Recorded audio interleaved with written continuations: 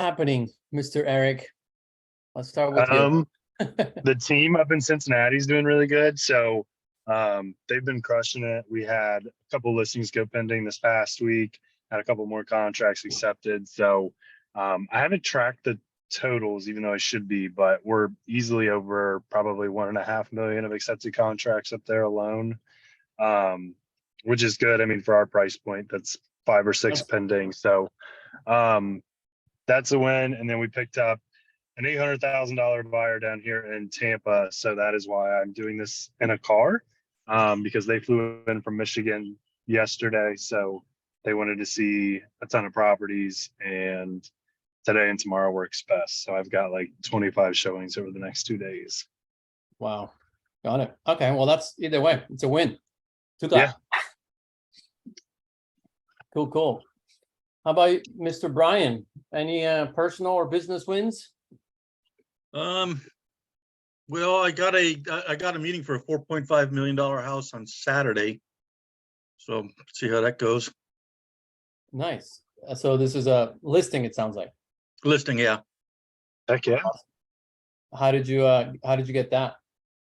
It's kind of funny. We always go walking. I'm in Delaware near the coast, and I always go walking on the boardwalk, and they had it shut down because they were setting up for fireworks and rerouted us through about a block away. And I walked past the house with a for sale by owner in front of it, and I called them up and talked to them, and they're interested in selling it. Really? So it's for sale by owner. There you go. Yeah. Don't see That's too awesome. many 4.5 million for sale by owners, but That's good stuff, man. Yeah, I think, one of the things you can also do is if they keep insisting doing it by themselves, just one of the things you can ask, like, hey, if anything, let me at least help you, right? What disclosures are you going to be using if you do have a buyer or things like that? Because they won't know what to say. yeah, exactly. What disclosures? You mean I need disclosure? Yeah. I'll give them. Yeah. I'm really just looking for a piece of it, probably not the whole thing, but Yeah. That's awesome. Good stuff. 2 clap. Heck yeah. Cool. Anyone else? Rusty? Oh, Louise. What's up, Louise? Good to have you here too. Hey, Randy.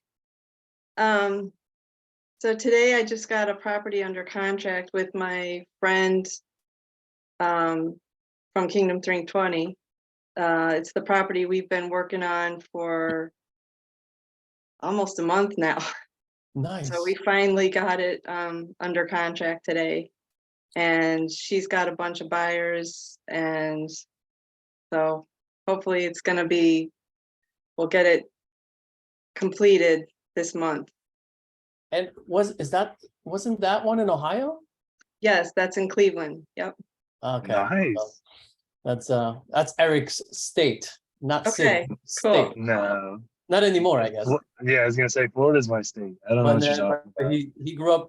He has a team in Cincinnati, Ohio. Yeah. Okay, Awesome, Luis. That's awesome. Good stuff. 2 clap. thank you.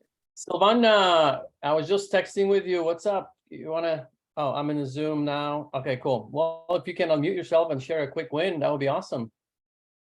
Silvana. Maybe not. She just texted me as well. Awesome. Cool. Well, I'll share a quick win and we'll get going. But yeah, we got one of our listings on the contract that's at 930,000. Then we got a buyer under contract that we've been working with for a while, man. It's been rough for my team member Jessica. We submitted so many offers, but finally got one to stick today. I think that's like 1.1 million. So that's awesome. And then and then we got, it looks like we might be getting a land deal wholesale under contract with a $25,000 profit. It's wholesale. So yeah, Heck man. yeah. Flipping land, flipping dirt. It works too. So you can flip anything. So yeah, a couple good wins. All right, cool. So let's get started. Today's topic, we want to introduce to you, and it's something that honestly, it really got my career started. Like I can really, if I were to pinpoint back to what really like was the catalyst to get my career to a whole nother level when I got started in real estate, was really this topic. So I'm excited to talk about it. And I know Eric himself, he's been involved in several kind of like what I would like to call not necessarily masterminds, but like more of like networking groups, right? You Yeah. can even call them referral groups, right? Whatever title you want to give it. So yeah, it's a really great topic, especially if you're in real estate. It's something you have to do. You have to network with people, right? However, you could get smarter over time on how you do it, right? Where you hopefully, by the time we're done today, you're gonna kind of understand that, yeah, you can network with 101, and that's great when you're starting, but can we get you to network in a way where you're in front of the room of 20, 30, 40, 50, 60, 100 people, and you're the one speaking, right? You're the leader. Like, how do we get you there? Because I'm telling you, that's where things start shifting in your direction fast, and the wind gets behind your back. Then it's fun because people come to you. You're no longer chasing people, right? And clients. So that's kind of the topic in a nutshell. So before we get into it, of the details of it, make sure the YouTube channel, I posted in the chat. If you can click on that, and if you can just subscribe, it'll be awesome. We're trying to grow that as well, but that's where we put all the recordings. So all the recordings from this go in that YouTube channel. And then we also have a specific Facebook group for this community. So if you're already part of it, awesome. If you're not, I'm going to put the link also in the chat. So there you go.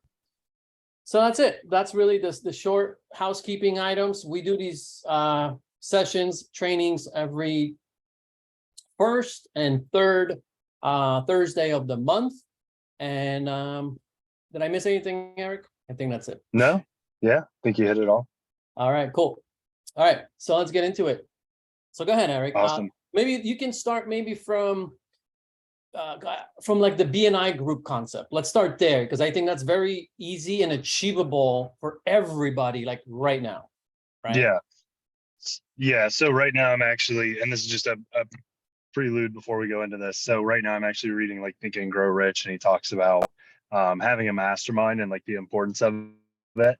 And he kind of talks about in the book how Henry Ford was often questioned for his actual like intelligence, and he made a statement in the courtroom of, why do I have to know everything? I can push a button and have literally one of my assistants tell me any bit of knowledge I need to know. And it just kind of stuck with me because we're doing this week. So I was reading that book and I was like, that's perfect.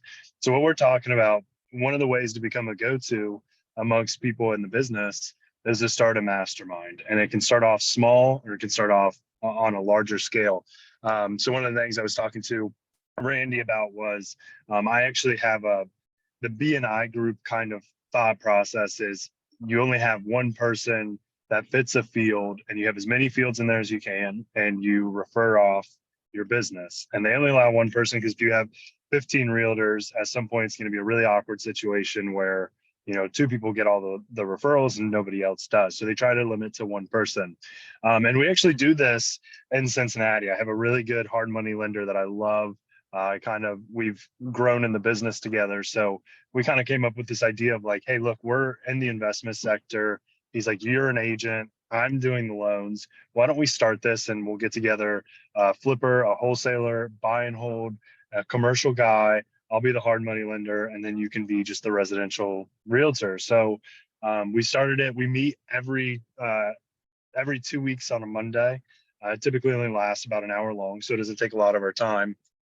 But it kind of came from just going to a bunch of masterminds where we felt like maybe the value wasn't completely there. So our thought was, why don't we start this? We're all kind of in the same field. We can all refer off stuff. But the positives are, our hour-long meetings are just full of amazing information. Like, it's what's going on in the commercial space. And we have, 10, 15 minutes of him discussing what he's seeing, the offers he's putting in, what cap rates he's looking at, what interest rates he's looking at, what he's seeing on the field, what he's not seeing in the field.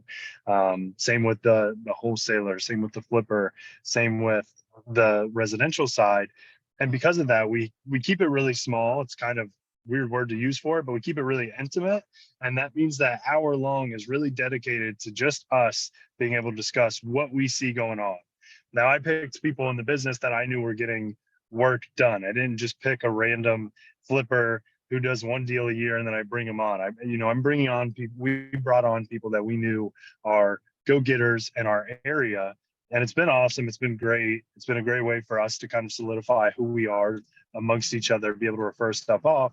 But also, we get to talk about our businesses and see the blind sides that maybe you don't see when you're actively in the business. So when I'm discussing things, there's, why don't you tweak this, or why don't you try this, or that's great you're talking about that. I'm actually using this software. That's something that you might be able to use.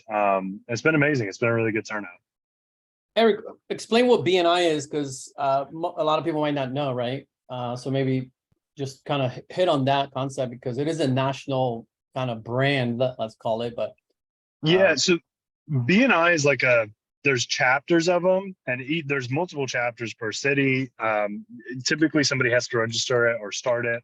And what it is it's somebody, there's one person, like I said, for a multitude of fields, and everybody kind of goes to that person. So you might have one roofer, one contractor, and it's not even just real estate related. You might have a cleaning company, you might have a marketing company, you might have, but they only allow one person in there. So the whole point is you meet up, and that's who you give your referrals for that company for. So if you know somebody that really needs a window company, and there's a window guy in there, then the whole point is you're supposed to refer him off to people. And it just almost becomes this like pass along of referrals. Ironically enough, I tried to join like 10 different BNIs, and apparently there's a lot of realtors in the US who would have thunk. So literally every single one I tried to go into, I mean, every single one, like, dude, we already have a realtor. And I'm like, okay, I'm sorry. But you could start your own. And that's kind of where ours came out of necessity, was we were like, okay, this isn't working. Why don't we go ahead and start our own and see what happens if we, almost a small BNI, if we start a small BNI. so this, I just Googled this. So this is the BNI San Diego chapter website. And yeah, so you can apply, and there's a fee, because they obviously create the infrastructure for it. But I agree with Eric, like you can start your own, right? That's how Eric did it, and it will work just as well, if not better, right? Because you can handpick the people yourself. Where I think in BNI, they'll put you in a group, and you might end up with people that maybe you're not really excited to refer either, right? That could happen as well. So I wanted just to kind of share that. Cool. So that's amazing. I love that idea. And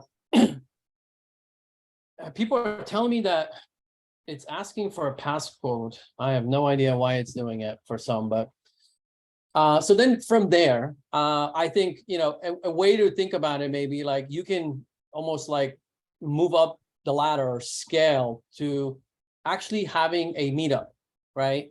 And I want to kind of share a story with you. So when I got started as an investor in New Jersey. I got my real estate license right away.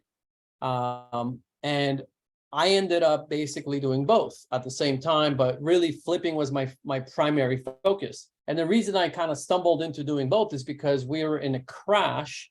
That's when I got into the business, 2008, 2009, 2007, right? So I started doing short sales.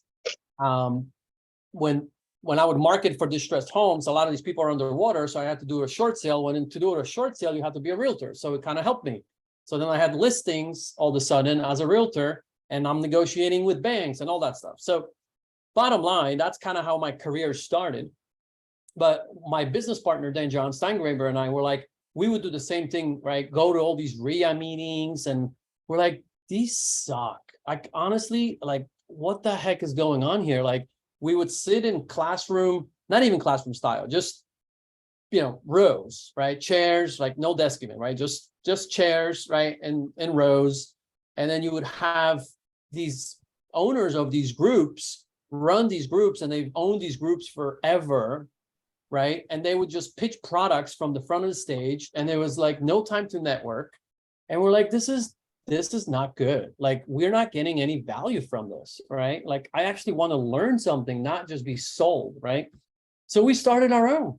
I was like, so we're like, okay, what would we want this to look like? We're like, if we did it on our own, like, or if we wanted this one to exist that we want, what would that look like? We're like, well, round tables, feed people. We would want to be fed, because these RIA meetings are usually in the evening, right? Like 6 p.m. Or so.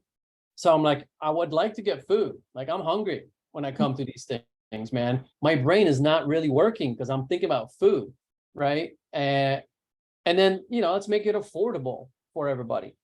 Well, guess what? So we launched our first meetup, if you want to call it, but we went all out. And I don't necessarily say you should do this. And I'll tell you kind of the steps of how I would do it now, in essence, if I were to kind of start again, right?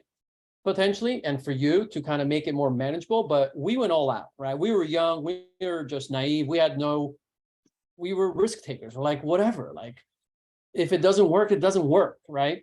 So by then we already had a good network of real estate professionals that we knew, right?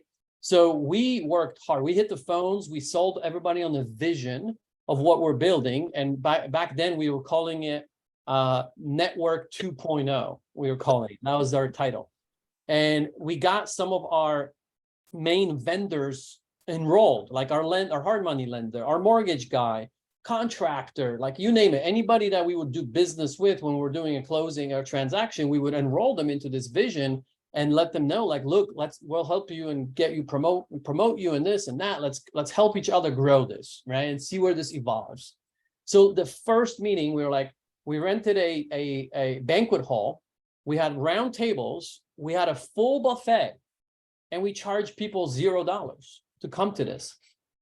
And we filled the room with 80 people for our first meeting, right? And everybody right from the beginning was like, wow, like, this is amazing. Like, why is this free? What's the catch? Everyone was waiting for the catch, right? Well, the catch never came. Like, we literally we allowed an hour to network. We had food towards the end of that hour, so people were able to then get food and sit down at the table and start networking. Then we did speed networking game every one of these meetings, so everybody at the table really got to know each other quick, right? Then the second hour, we went into an education session. That's it, no sales. It was all education to add value. And then the last hour was more networking, which is exactly what we wanted when we were going to these RIA meetings that absolutely sucked, right? So we just created what we were missing, but we didn't charge people. And we're like, you know what? This is going to be a marketing expense. That's it. Like, it's a marketing expense. Like, that's how we're going to have to put this on the books, right? And it was the best freaking investment to this day. Like, I can tell you, that thing grew. We were getting 200 people every single month. We would do them every second Wednesday of the month. And weekdays is really the best day to do this. So we did it every Wednesday, second Wednesday of the month. And then a year into it, we started charging membership fees, right? So that kind of weeded out the people that were kind of jokers that were just coming for the free food and coffee, right? But by then we had momentum, and we literally would have the owners of the other RIA meetings coming to our meetings thinking, like, what are these guys doing? Like, because we were like the buzz of the New Jersey. Like, everybody started talking about our meetings because we did it so different, and it was free, right? So that these owners of these RIAs would come and they would like spy on what we're doing, because they were like, what are these guys? Where's the hook here? What are they trying to, what's this? They couldn't figure it out because we had no hook. There was nothing. We were just like, no, we want to give back, man. We want to make this awesome. And by doing that, I can't tell you how much money we laid. Millions. We raised millions of dollars for our investing business. Like, it was so easy to raise money because we were in front of the room. We built the authority, right? We gave, we didn't ask, right?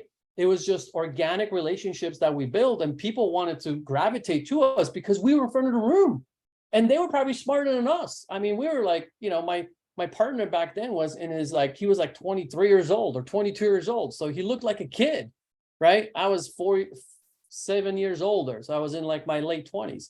So we're young kids in front of this room talking to 200 people.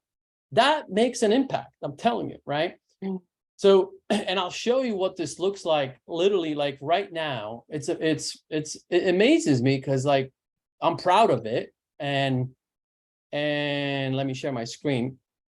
This is what this is the name of it now. It's New Jersey Real Estate Social Network. We changed the name of it a couple years into it. This is the website. Look how many attendees, my buddy, who still runs it in New Jersey, 15,000 plus have come through those doors. We have 30 plus speakers, 130 live events. But the way we started promoting it is not through our own website, but through Meetup. This is where we had everybody go and register for our first event. And Meetup was really the database or the software, the platform that we leveraged. So we didn't have to spend any money for anything, right? And look how many members it has, 4,269 members. It's the largest meetup in New Jersey for real estate to this day. So my buddy, John Steingraber, this is him, my first business partner. He continues to run these meetups. And then eventually what we ended up doing is we started getting sponsors so we didn't have to increase the membership rates. And I just checked in with John today. He goes, right now, I actually don't charge anything, no membership fees anymore. And he has all these sponsors that pay him money every single month to be part of this amazing community. And the funny part is, this sponsor is a friend of mine who started with us from day one back in 2008. He still is a sponsor, John Palumbo. I'm looking at this guy, an attorney. I got him to become our sponsor back in 2008. He is still our sponsor there, well, their sponsor. I'm not involved anymore in it. But it's kind of cool to see that these people believed in us. A handful of these people, of sponsors, believed in us to the point where, look, they're still with us. And that speaks volume of what we've created, right? But it started with that first meeting. Now, I wouldn't necessarily tell you, go and do this the way we did it, maybe, right? That was we did take a big risk, but I'm telling you, it was worth it. And we turned it into an actual profitable business later as well. So by itself, it was actually making money from the membership fees. But here's how I would do it now, potentially. If you were asking me, like, how do I do this maybe a little slower? Maybe, maybe I don't have access to 100 people to call and get and fill a room.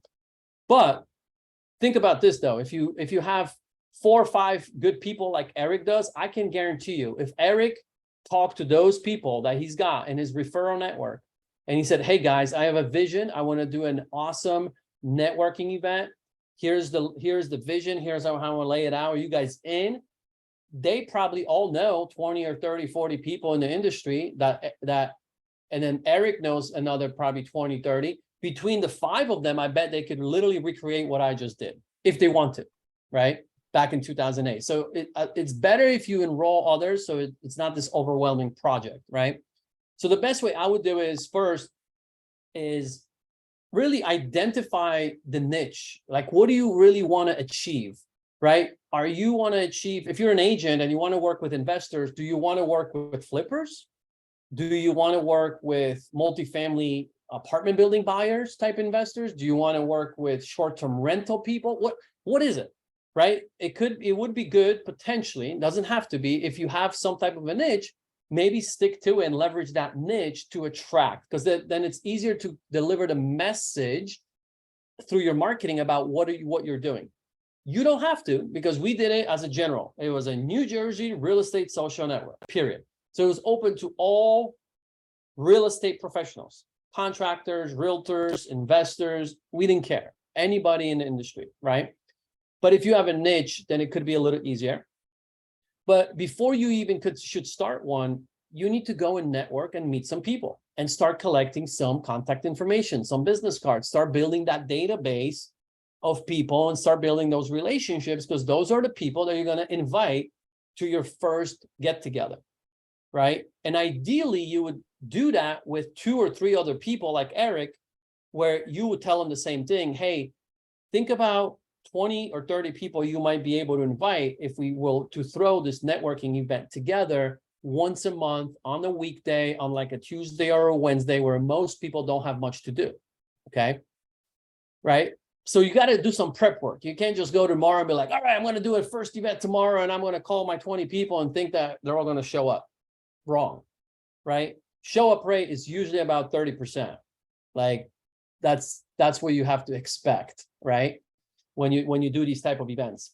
So I would start thinking about your database, thinking about the key people like Eric that you are networking with already. And maybe even you can start this small little BNI group, right? For lack of other words. And then from there, take the next step and maybe start doing a once a month or once a quarter, even whatever, this type of a meetup. And one thing you can do is approach a restaurant or a bar, and most of them will have a back room that it's not utilized during the week, because people just don't book those things during the week in most cases, especially on the Tuesday or a Wednesday. And ask them, hey, would I be able to use this back room? I might have, let's say, 20 people to start. We're going to grow it, right? What's the capacity? Is there room to grow here with you? If so, up to what amount of people, right? So you kind of know where you're going, right? And what's the possibility in this venue. And then ask them, hey, if we were to offer maybe 5 different appetizers, any specials you can offer, and I'll pay for that. And are there any drink specials you can offer to my group, like a happy hour special type, right? So I wouldn't necessarily cover all of the costs. All I would do is have a few appetizers that I would pay for with my key 3-4, I'll call them board members, right? But the rest is on everybody else. If they want to, buy drinks, if they want to buy more food, it's on them, right? And you don't necessarily even in that environment on the beginning when you're starting, there doesn't have to be any training delivered, to be honest. What I would do is I would just get in front of the room for maybe 10 minutes. That's it. Keep it nice and light. So you do it for a total of maybe 2 hours, right? And somewhere in the middle, you get on the mic an hour in and say, hey, or even no mic, you just yell, right? Because you're probably going to have only 20 people. But like, hey, here's the people that put this together. I want to recognize everybody. This is what he does. This is what I do. This is what he does. But bottom line, we just want to grow this. We want to create this amazing network and paint the vision and throw the vision for the people that came, because those will be the best promoters for you, right? And if they like what they experience, they will invite others, right? So you start enrolling them into your vision, and there is no pitch. You're not asking them for any money. You're not pitching them any sales products, right? You're strictly there to create a network of people that can do business together, right? It's a BNI on steroids, but you're letting more than one person of each category in, right? That's how I would start it. And that's very achievable for every one of you here to literally get that going very soon if you strategically and with intention approach this, right? Eventually, you can then graduate to a banquet hall of that, kind of like we did. But I think what I would do at that point is before I would do that, I would get sponsors to cover that, right? So it's no longer the board members that have to put up the money. In the beginning, you put up $100 between the 4 of you for appetizers. That's nothing, right? You spend $25 each, and it's a great way to get your name out there. But eventually, if you want to go bigger, kind of the way we did, then I would get sponsors. But now you have traction, right? Now you have something to talk about. You have some credibility. You have photos to show of your events already, right? Then you can approach a lender, a hard money lender, and others and say, hey, here's what we're doing. Here's where we're going. And would you be interested in being our exclusive, use the word exclusive on the beginning, especially exclusive sponsor for our group, our community. And then you work out the pricing, right? And usually you're going to get anywhere between $100 to $300 per event, right? Depending on what kind of sponsor it is. A stager, I would usually ask them for less. If it's a hard money lender, I would ask them for more because I know they make more, right? Their margins are bigger per sale compared to a stager, as an example, right? So you can have different levels, maybe for different service providers, but that's really the way I would start and graduate to kind of what I showed you, what we did right from the beginning, which I don't know if you need to do it that way, but you could. It's possible. We did it, it worked, and it was amazing. So I'm going to stop for now. Eric, anything you want to add for now, and maybe any questions for me? Because, you know, I was the one doing it, so sometimes I can skip over stuff. Yeah, no, you're good. I think like one of the most important things you need to understand when you're setting something up like this is you're trying to add value. So if you're creating another meeting that's going to be similar to the other meetings that are taking place in your local community, there's Yeah. going to be no reason to go. So, you That's know, good. yeah. And one of the reasons we started our small one was because I kept going to meetings, and it's not to be mean by any means, because I used to go to them in the same position where I was a newer agent and a newer investor myself and try to meet people and network. But once I kind of got up there and I had been networking and everything like that, what ended up happening was after COVID, there was like the meetings used to be like 20 to 30 people big, the one that I used to go to in Cincinnati. After COVID, it was like 160 people. And I think like 140 of them guaranteed we're never going to invest in real estate. So what it was the 2 hours was me answering questions from people who were like, I want to flip, but I need to make like 250 a deal. And I'm like, yeah, buddy, you're in Cincinnati. You're going to make like 20 and like it, or like you're out of it. So what we ended up doing was creating that because we didn't see the value anymore. I love the idea of just a couple apps. People love food. They're more likely to come out. So anytime you have kind of an incentive, if somebody's a little bit on the fence, you can market it easily. One of the best ways to find investors locally, get on Facebook and look up investor groups in San Diego or investor groups in Tampa. Once you find one, you'll find like 60. And I just did it recently when I came down to Tampa. I joined literally every investor group I could. Again, it's going to be kind of similar. Most of the people in that group aren't going to do anything, but I've set up meetings down here with people and have talked about starting up a meetup, because most of the meetups down here don't sound like they're of any use. I mean, they kind of sound like a RIA meetup where it's going to be local people trying to sell something. When it comes to contacts, one of the best people in our business as an agent or as a wholesaler or a flipper, one of the most well-connected person in the business is actually your title agent. Your title agent works with tons of investors. They work with tons of agents. They work with tons of lenders. So lenders are also really good, but make those calls. Call a title company and say, hey, I really want to do this. It's going to help you get more business. You can put your name on it. Who do you know that you can invite? Who do you know that's doing a lot of cash deals? Bring them along. And then the other thing that I would add, it's different for everybody. I personally think it's quality over quantity every single time. Like I would prefer to be in a room of 10 people that do 100 deals combined than to be in a room of 100 people that do 10 deals combined. It's just one of those things where I try and get around people that it's the 80-20 rule. 80% of everything is done by 20% of the population. It's the same with investing. It's the same with agents. If you're not surrounding yourself with people like that, it's not a bad thing. And it's important to be able to help people that might one day get to that point. But when you're trying to grow your business, you want to be near rock stars. Rock stars are going to be what helps you grow. If you're working with one investor who does 20 flips, that's a lot easier than working with 20 investors that each do one flip. It's a lot less to keep track of, better relationship to build. So that's kind of what I would add on it. Yeah, that's good. That's good feedback. And yeah, so there's, I guess, you know, like with everything, there's several ways of approaching it. We did take that approach of like casting a big net, right? Yeah. And we did get a lot of tire kickers, right? However, I think the way we looked at it from that standpoint is that, well, number one, you never know who they will become, right? And we all Yeah, that's agreed. always my conversation with new realtors, new investors. I believe in them, and I'm gonna make the best assumption and be as optimistic as I can, but I'm also gonna be real with them, what it takes to build a business. Agreed. And I think people appreciate that. And by doing so, I think too, you could also remember that some people might never become what they envision themselves to be. Like even like, let's say someone wants to be a flipper and they never actually get to do that, but they want to be in your community because they just feed off their positive energy.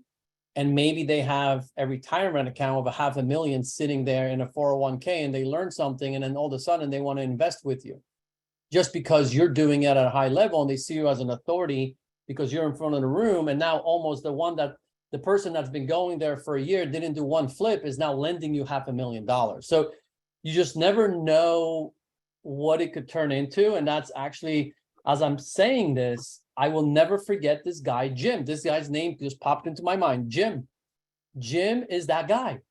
Jim was coming to all of our meetings when we started that club, that community. He never did a flip. And then eventually he reached out to John and I, and he was like, I have $1 million in my retirement account. I did very well for myself. And he's like, but I want to learn, and can we do something together? And we offered, like, yeah, sure. Like, if you invest your money with us on the next flip, then we can also kind of take you on the journey with us and invite you to see, when we're meeting with our contractor, you can come, and when we're doing this. And he loved it, right? So that's how he was able, he wanted to lend money to us. Guess what happened to Jim? The moment we started reaching out to Jim to invite him to stuff, he never showed up to those things. Or like, well, that's fine. Well, it's easier for us, but we'll take your money, right? So you never know, like, what it could lead to. So that's just another side of the coin, right? To look at, right?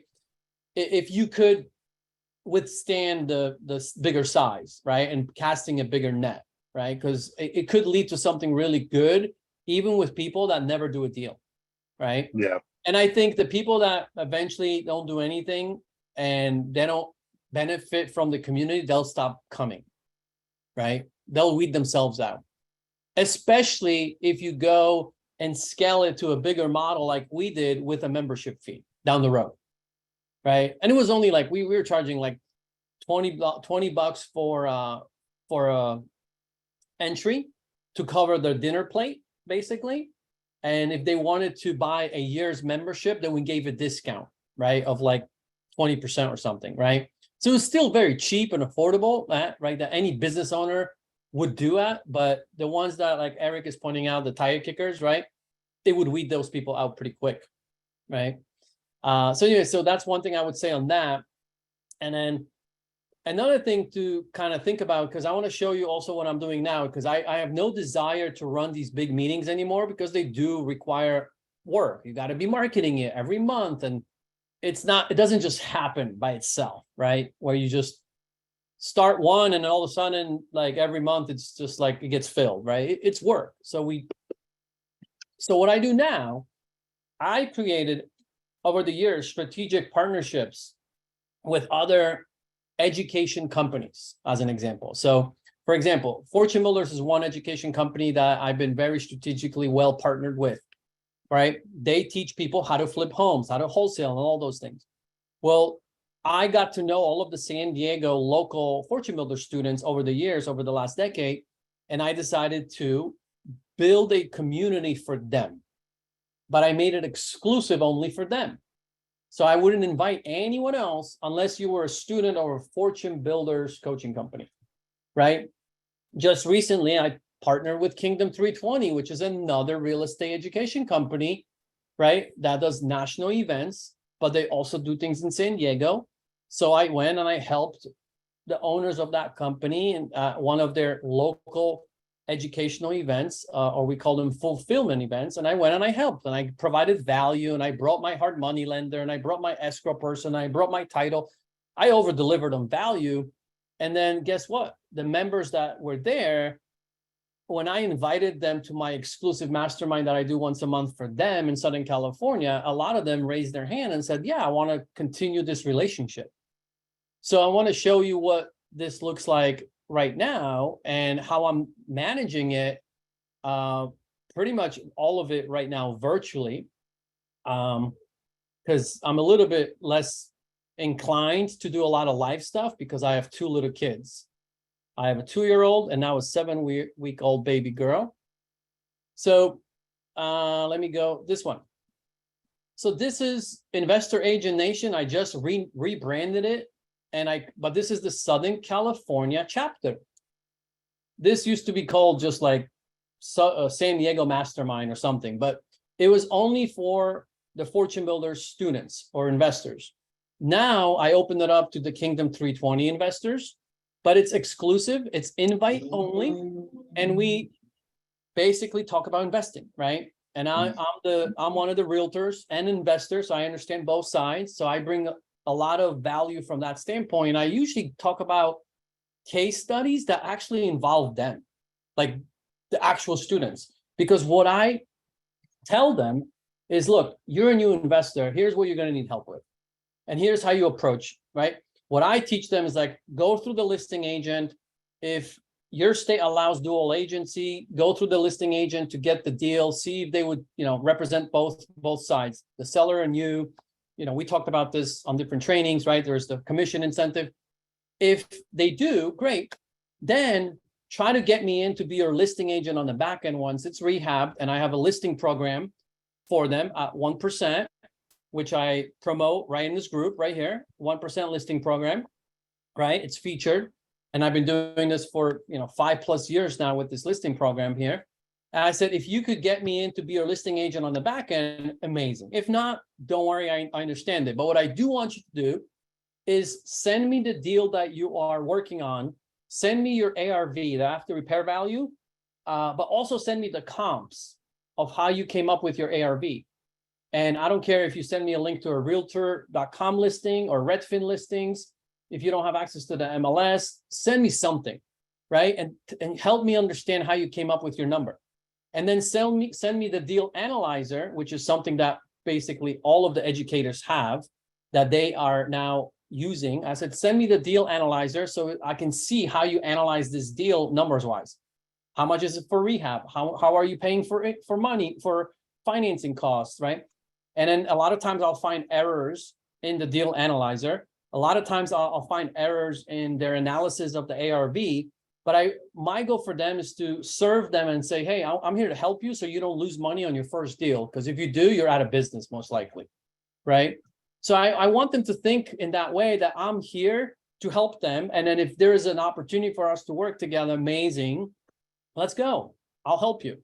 And what ends up happening over time, and this new group of Kingdom 320 students that came in, I invited into this mastermind that I do over Zoom once a month on the last Thursday of the month from 6 to 8 p.m. We've grown this group now by another probably 60 investors in the last 3 months or 2 months since I partnered with this group. And then what I know already from experience, what ends up happening, a lot of them have also personal needs. Like they also have a primary home maybe that they're trying to figure out what to do with, or maybe they want to buy their own first primary home and they need a good realtor. And so I end up doing a lot of business with them for their personal goals as well. Or their friends, they have friends that I don't know, right? So then they start referring me and my team to their friends, right? So now not only am I helping them on their investment, deals and things they're analyzing and they're exciting about, but then I ended up helping them with their personal real estate goals, right? Very common. Like literally this week, we're about to list one of those investors' homes, like on the market, because they're going to move to Texas. And then another person reached out because they want to buy a home for a son in Los Angeles. I have a partner agent there. We're going to work together. So, and that's not a flip. They're buying a personal home for the son, right? So that's how I'm doing it now. I'm making it more exclusive, invite only. So it's almost like the opposite of what I did 10 years ago, right? But it works only because I created a strategic partnership with an education company who has the influence and the audience. And then I'm the realtor that brings the value that they're looking for their investment group, because I understand investing as well. And that's how I was able to kind of create this over time, right? So I put all the recordings in here from my Southern California masterminds. And on these, I basically talk about market stats, like what's happening in Southern California, real estate stats. I talk about mortgages and different programs that are coming out. And guess what? I have a sponsor. My lender comes on and they speak about the mortgage industry, not me. I have an escrow company, I have a title company, and they come and they speak, right? So it's the same concept, right, of getting sponsors and help and support, except I'm just not doing it live in person. I do it all over Zoom. Before COVID, I was doing these in person. But after that, I decided to keep it on Zoom because I wanted to have a larger reach than just San Diego. So now I'm actually able to help a lot of our investors beyond San Diego. So now we're helping our investors in LA, in Riverside County, in Orange County. I mean, I literally have all of Southern California covered. And Joe, who's one of our actual realtors / investors, he's on here. Joe Thomas. He's one of my agent partners in San Bernardino County in Southern California. So if I have an investor student that wants to get in the business and they're in Joe's neck of the woods, guess who I'm going to partner with? Joe. He's on here. Good to have you here, Joe. So that allowed me, again, I had a bigger vision. And if I did the live events in person, it would actually limit my vision. So I decided to go and stay with Zoom. And honestly, COVID was the catalyst to that for me. And it worked out in my favor. So that's kind of how, I've evolved over the years. Neither one is right or wrong, but we want to give you guys almost like 3 different ideas, right? So we have the small group, like the BNI type, right? We have the live events one, starting from, the back room of a bar or a restaurant to then scaling maybe to a banquet hall, like I did with my buddy John, or maybe doing something more exclusive like I'm doing and just over Zoom as well. So there's many ways to go about it. And maybe instead of doing breakout rooms, how about we just open up for questions? Because I feel like this topic could have a lot of different questions. I don't know. So I want to, unless you want to add anything now, Eric. No, I'm good. I'm A-okay. All right, cool. Are you sweating there in the car? Oh, absolutely. I'm dying. If anybody wants to know where to not do a meeting, it's in a car in Florida in July. So we're hanging on. Awesome. But yeah, so I think we covered all the things I wanted to cover, but anybody has questions on this, any aha moments, anything you want to ask me? Because honestly, like I've done it in all different ways. So I want to help you kind of get this idea into motion, if that makes sense. I think this is a great idea because I've found the same thing, like when I've been going to RIA meetings, local RIA meetings, I'm in the Chicago area. Yep. And I went specifically to network with people. And the first one I went to was such a disappointment. We just sat in like at tables in rows. Yep. And like we were in class, and it was just this whole, they just talked the entire time. Yep. And never broke up to network, never. I didn't get one single business card. I didn't exchange numbers with one single person. It was such a disappointment. And then I went to another one, and I don't know what happened on that one, but no one showed up except the event hosts. Really? That was like a complete dud. But so I've kind of been turned off. So I'm just like, forget going to RIA meetings. So now I'm like excited. Maybe I'll just start my own. Yep. Yeah. I mean, you're literally describing my experience, right? When I got started. I mean, literally that's how it was. And that lit a fire under us. We're like, well, this sucks. All right, let's create our own. Screw this. Yeah. Love it. If you build it, they will come. Yeah. I think it's like one of the most common things, like anybody that goes to those meetups, I'd say like 90% of the investor meetups are just awful. They're organized really bad. The structure is terrible. Like it's just, and a lot of it's super salesy. Like I ended up leaving one because the host, like literally all he talked about every meeting was how he was a real estate agent. And I was just like, okay, so we're not going to discuss like any investing or anything. Like he was just like, well, this is the listing I have coming up. And everybody was just like, okay, like, so nobody attends it anymore. Right. And at the end of mine, theirs was basically to get people to join their mentorship. And it was like $14,000 or $15,000. mentorship, and I'm just like, I can't believe I came to this. Yeah, I think it's Goodness. a perfect opportunity. So I think that's the step one for everybody here. If you have this vision, is go research your competition. Yeah. Like, go and check out all the RIAs that are in town or known. See what days they do it, because you also don't want to be competing, right, with someone on the same day or even same week.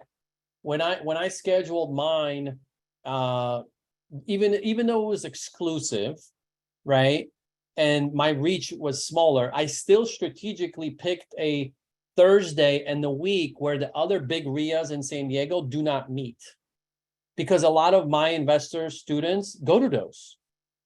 So that's how I made my decision on when to do mine. So you have to also look so you don't compete with a good one, because you should be at those good ones Yeah. yourself, not compete against them. That's how you get a bad rep in the industry. If you actually do it on the same day or week even, then the host of that one will not like you.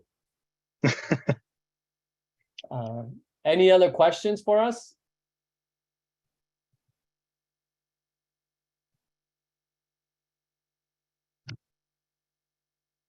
This is kind of off topic, but you guys do a lot of subject to stuff. I know I saw you had a meeting about it a month or so ago. Yeah, so we did a training on it. So you can watch that, but yeah, we understand subject to, we do subject to when opportunities arise, or our clients also do it. So do you have a question on that? Well, I just, it seems like pretty lucrative way to work a deal, and just wondering how successful, or I guess how much you spend that versus doing other things.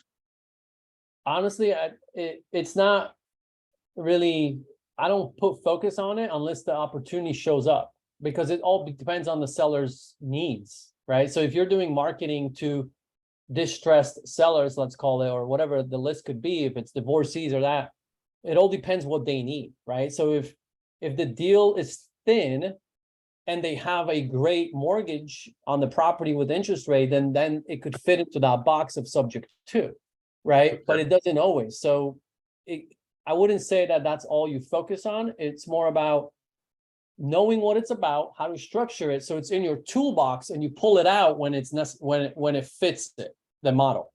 Make sense? Yeah. So that's how I would approach it. So learn about it, understand it, and then when the opportunity presents itself, you can speak about it intellectually and actually apply it to that scenario, because it won't work all the time. Sure.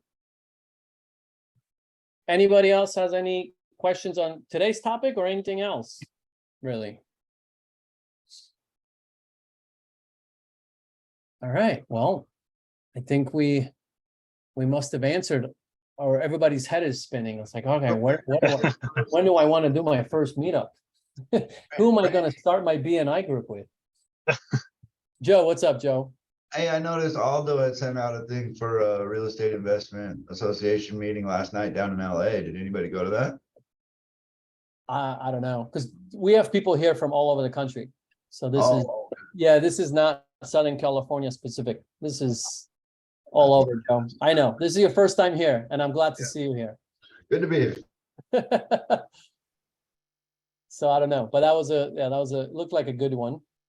All right, cool. Well, we can end sooner, no big deal. But if you have any questions on anything we spoke about in this topic, like, hit me up, because once you get started, I know those questions will come, and I'm more than happy to help you and even talk through sponsorships and how to structure that. Like, we're literally working on that as we speak right now. Like, what you're experiencing with this right now, we're building a community. Like, we're doing exactly what this topic is about. Yep. Like, that's what Eric and I started back in March. Like, we started from scratch. We knew people, of course. We had a community of Sphere, and we started this brand literally the way we're teaching it, right? And guess what the next step is? Bringing in sponsors, right? Because this requires work. This requires time. Now I have a VA that's helping us. Well, I have to pay this VA, right? And that's how you start scaling things like this, right? So we're not going to be charging people for these. But how do we bring in some income? Sponsors who would love to be in front of this audience, but they need to also be good sponsors that have good reputation. Don't just be chasing money, right? So you got to vet these people.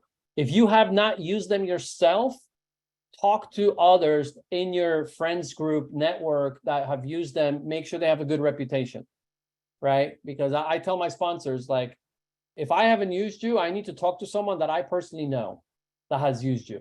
Like, otherwise, I can't have you as my sponsor, right?